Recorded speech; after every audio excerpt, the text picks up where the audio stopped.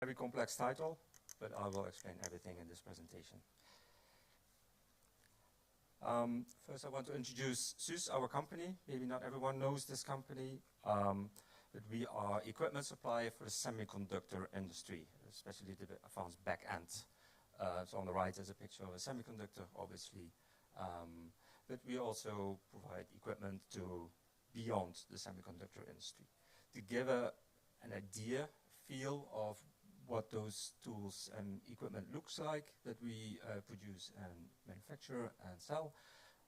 So in different areas in the semiconductor industry.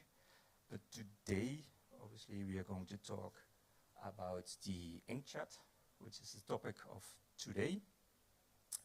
And I'm part of the coating product line. And we call Inkjet a digital coating technology, next to spin coating, next to spray coating.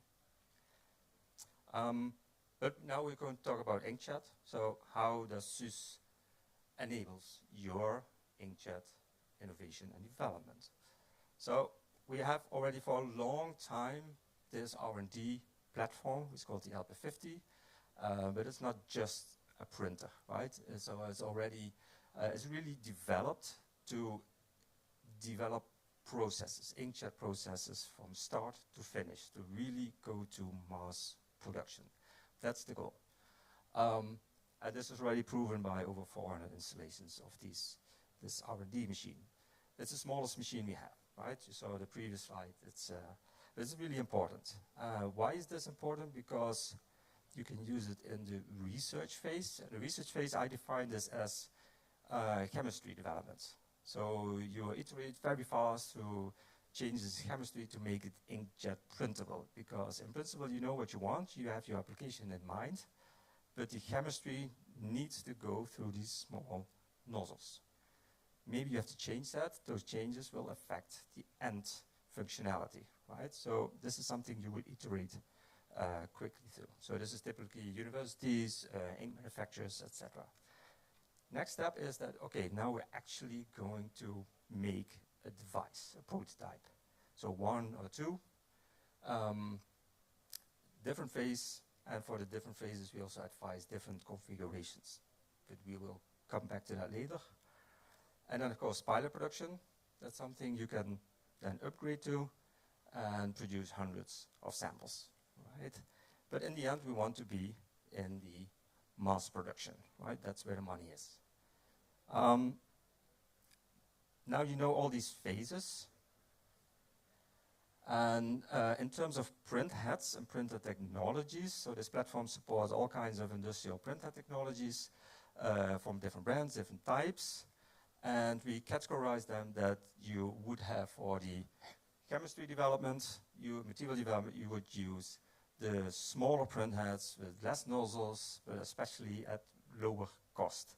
Because some universities go through 5 print heads per day because they destroy them because the chemistry is so harsh and not friendly to the print head. So that's step 1.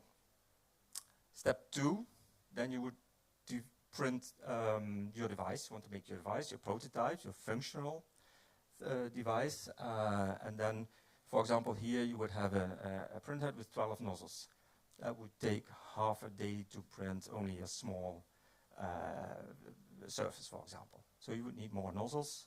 So you would upgrade and increase to more nozzles, to more industrial print heads in the end, right?